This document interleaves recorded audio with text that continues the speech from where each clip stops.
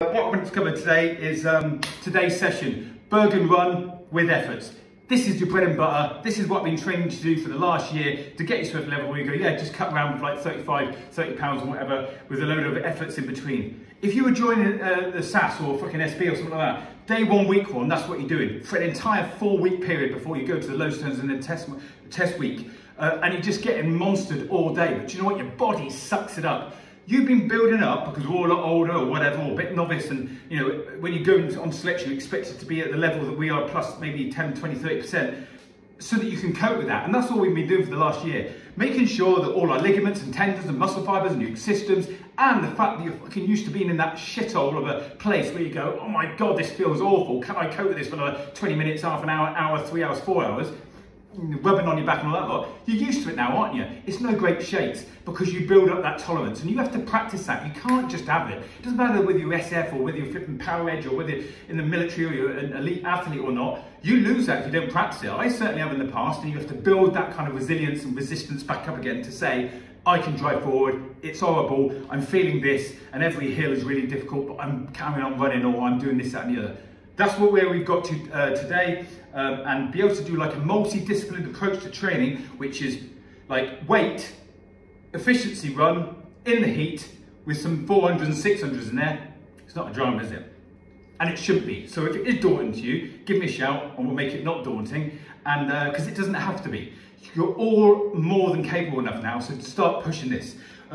In regard to that, that's relative to the amount of stretching and consideration that you do to your lower limbs specifically. You know, you should be quite strong, your obliques are strong, your chest is strong, your arms are strong, your lower back, your core, you know, you're good with weight. It's not a drama now, is it? But when you're pushing off on a running machine, or whether it's out on the ground, I've done a bit 50-50 today, whether it's in the heat or not, you're pushing on your lower legs. The force and the load on each foot placement as you're pushing away from the balls of your feet, but underneath and on your arch, where all the dramas of plantar fasciitis and Mort's neuroma happen, is huge. So expect that. So you might be a monster with this kind of fit, but you've got to start looking after yourself. Have a bath or have a shower, warm everything up, and lather yourself up and all that lot, and start rubbing your feet, rub everything up your body, because it gets the lymphatic system going, and that all, you end up pissing all that kind of toxins and all the shit out afterwards. So drink loads of fluids once you've done this. But every time in the shower, or every time in your bath, start rubbing your feet nice and kind of moderately hard up your body, so that you kind of get rid of all that crystallization and you're releasing any muscle fibers that are in there, because there's minimal. And making sure that you're just kind of relaxing it. Do loads of stretches, calf stretches on the steps, like slightly bent legged and straight legged, and then go down and do that 10, 20, 30 seconds, and then calf raise up, and then calf eccentric calf lower, all the way back down, and then start placing your hands on the carpet in front of you, and then a little bit lower. And keep doing that, and every 20, 30, 40 seconds, do a good calf raise nice and slowly in 10 seconds down, and you'll be able to go further in the stretch. It's like strengthening the stretch instead of just stretching. And do over 2 minutes. Get up to 2 minutes and do a 2 minute, 2 minute, 2 minute. Specifically on the calves, you can do the hamstrings at the same time, but leaving over, and you'll feel it really difficult to do 2 minutes on that, but get it done. You need to invest in that side of things.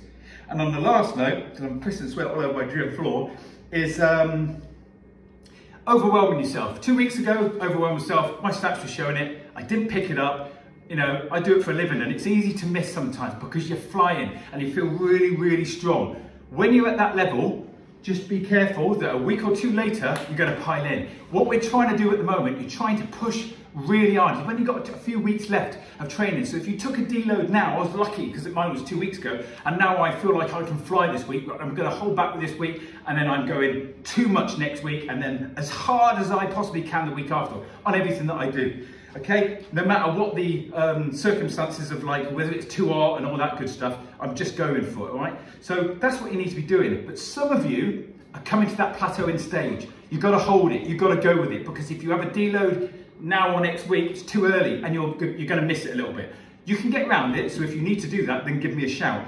But it's not the best thing to do. So some of you will be starting to lose motivation, because lots of other people are, not just in the RTG groups, but everywhere else, because I've been training them separately on personal training, and they're getting to a real good level where I want them to be now, so that next week and the week after, they are just running on empty almost. They are just going through the motions, but they're doing some monstrous sessions.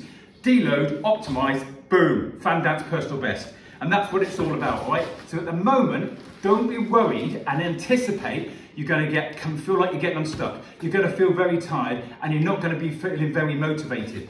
Don't come off it. This is the wrong time to come off it, because everything in your heart and soul will want you to come off it. It's just human nature. I've done it so many times. If you recognise that it's coming though, you can push on. If you get like I did a couple of weeks ago, where nothing is happening for like 1, 2, 3, 4, and you're really slow, and your watch is telling you like you're almost getting ill because your heart rate and all that lot, and you're feeling a bit rough, then obviously you have to do what you do, that's fine. But that's a different feeling. This feeling is you're on top of your game, you're feeling really fit and strong, but everything's a bit of an effort, because in actual fact, you're training something else. You're not training your efficiency. It's not actually getting that much better. You probably won't gain any ground on your 400s. You will on these, because it's about muscular power and strength on projecting your body forward. You'll gain huge amounts from these sessions with the Bergen work at the moment.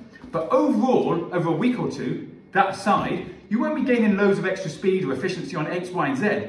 You're getting used to your tolerances and you're increasing that. Your VO2 max is going to start going up and up and up. And that in turn, the VO2 max is like lots of little threads with everything else. All the systems and components of fitness goes, it lifts it all up, okay? So that's why we're increasing our capacity. So that you were working and going, I averaged like 83%, I was hanging out. Whereas after this, just 2 or 3 weeks of this, you can average 86% and feel the same. In other words, you're faster, stronger for longer, and you can work at a higher level.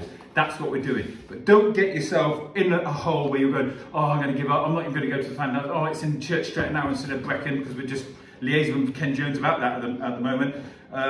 You know, go for it, enjoy the day, but you've got to be ready. You've got to train, deload, and look forward to that deload.